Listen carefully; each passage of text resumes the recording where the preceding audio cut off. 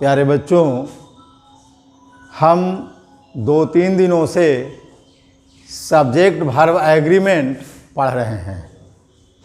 यह चैप्टर बड़ा ही इम्पोर्टेंट है, जानना बहुत ज़रूरी है। आप तन्मयता से इस चैप्टर को सीख रहे हैं। अब तक आपको 10 रूल्स बता दिए गए हैं। अब आप 11 रूल्स के बारे में जानेंगे। 11 रूल या रूल नंबर 11 आपको बताता है कि each of, either of, neither of plus plural noun या प्लूरल प्रोनाउन का प्रयोग यदि सेंटेंस में हो तो इनके साथ हमेशा सिंगुलर वर्ब का प्रयोग किया जाता है। फिर से, यदि किसी सेंटेंस में each of, either of, neither of plus plural noun या प्लूरल प्रोनाउन का प्रयोग किया गया हो तो इनके साथ हमेशा सिंगुलर वर्ब का प्रयोग किया जाता है। For example, each of these 4 pens is red, है ना। Each of these 4 pens is red. देखिए 4 पेन्स है, फिर भी सिंगुलर वर्ब का प्रयोग किया गया है, इज रेड, है ना। इनमें से प्रत्येक, इन 4 कलमों में से प्रत्येक कलम लाल है।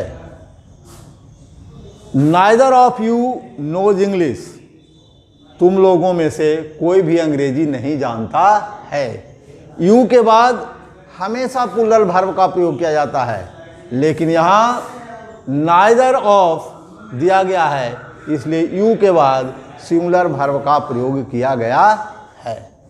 आगे रूल नंबर 12, यदि आइदर और नाइदर सेंटेंस के सब्जेक्ट के रूप में हो तो इनके साथ हमेशा सिंगुलर वर्ब का प्रयोग किया जाता है। यदि किसी सेंटेंस में आइदर या नाइदर का प्रयोग सब्जेक्ट के रूप में किया गया हो तो इनके साथ हमेशा सिंगुलर वर्ब का प्रयोग किया जाता है, हमेशा। For example, there are 2 rooms here, यहाँ 2 कमरे हैं, एंड आइदर इज वेंटिलेटेड, और उनमें से दोनों क्या है, वेंटिलेटेड है, हवादार है। There are 2 boys in the class, class में 2 लड़के हैं, बट नाइदर इज इंटेलिजेंट, लेकिन उसमें कोई भी इंटेलिजेंट नहीं है, कोई भी तेज नहीं है। यहाँ पहला सेंटेंस में आइदर है तो इसके बाद सिंगुलर वर्ब का प्रयोग किया गया है। दूसरे सेंटेंस में नाइदर है, इनके साथ भी सिंगुलर वर्ब का प्रयोग किया गया है। कोई दिक्कत समझने में, कहीं कोई दिक्कत हो तो आप सवाल कीजिएगा जूम पर। रूल नंबर 13, मेनी ए या many an plus singular countable noun का प्रयोग यदि सेंटेंस के सब्जेक्ट के रूप में हो तो इनके साथ हमेशा सिंगुलर वर्ब का प्रयोग किया जाता है। क्या आपने पढ़े? मेनी ए या many an plus singular noun का प्रयोग किसी सेंटेंस के सब्जेक्ट के रूप में किया गया हो तो इनके साथ हमेशा सिंगुलर वर्ब का प्रयोग किया जाता है। इसमें गलती हो सकती है, मेनी देख करके हम प्लूरल वर्ब का प्रयोग कर दे सकते हैं, लेकिन नहीं, मेनी के बाद देखना है ए या एन है और इसके बाद सिंगुलर नाउन है, तब हम सिंगुलर वर्ब का प्रयोग करेंगे। For example, many a boy goes to school in time. देख रहे हैं, गोज दिया गया है, सिंगुलर वर्ब है। Many an orange is rotten, many an orange is rotten. Many an, orange के कारण एन दिया गया है, यहाँ भी सिंगुलर वर्ब का प्रयोग किया गया है, इज रोटेन, है ना। कभी आर रोटेन नहीं करेंगे मेनी के कारण। आगे रूल नंबर 14, याद रखेंगे बच्चों, a number of, a great of, a large of, इनके बाद हमेशा प्लूरल वर्ब का प्रयोग किया जाता है। A number of, a large of, a great of, जबकि ए लगा हुआ है, ए लगा रहने से हम कंफ्यूज कर जाते हैं और सिंगुलर वर्ब का प्रयोग किया जाता है, कर देते हैं। ऐसी गलती ना करेंगे। A number of, a large of, a great of, इनके बाद हमेशा प्लूरल वर्ब का प्रयोग किया जाता है और इनके साथ नाउन भी प्लूरल आता है, याद रखेंगे, है ना। लेकिन इसमें एक अपवाद भी है, यदि द नंबर ऑफ है तो हम सिंगुलर वर्ब का प्रयोग करेंगे। द नंबर ऑफ रहने पर सिंगुलर वर्ब का प्रयोग, लेकिन ए नंबर ऑफ रहने पर हमेशा प्लूरल वर्ब का प्रयोग करते हैं।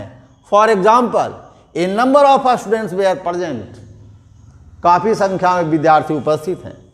A large number of girls are absent, बहुत सारी लड़कियां अनुपस्थित हैं।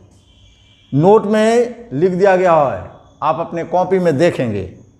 द नंबर ऑफ के बाद हमेशा सिंगुलर वर्ब का प्रयोग किया जाता है। The number of players is 11, the number of students is 50। Rule number 15, both, several, various, few, a few, very few plus plural noun का प्रयोग सेंटेंस के सब्जेक्ट के रूप में हो तो इनके साथ प्लूरल वर्ब का प्रयोग किया जाता है। यूँ ये सभी प्लूरल हैं, बोथ प्लूरल है, इनके बाद प्लूरल नाउन का प्रयोग किया जाता है। भी सेवरल प्लूरल है, इसके बाद प्लूरल नाउन का प्रयोग किया जाता है। Various, few, a few, very few, इनके बाद वर्ब भी प्लूरल रहेगा और नाउन भी प्लूरल रहेगा, है ना। For example, both boys are tall, दोनों लड़के लंबे हैं, ठीक है। Several of them were clevers, है ना। Several of them were clever, उनमें से अनेक लोग चालाक हैं। Very few girls are laborious, बहुत कम लड़कियां मेहनती हैं।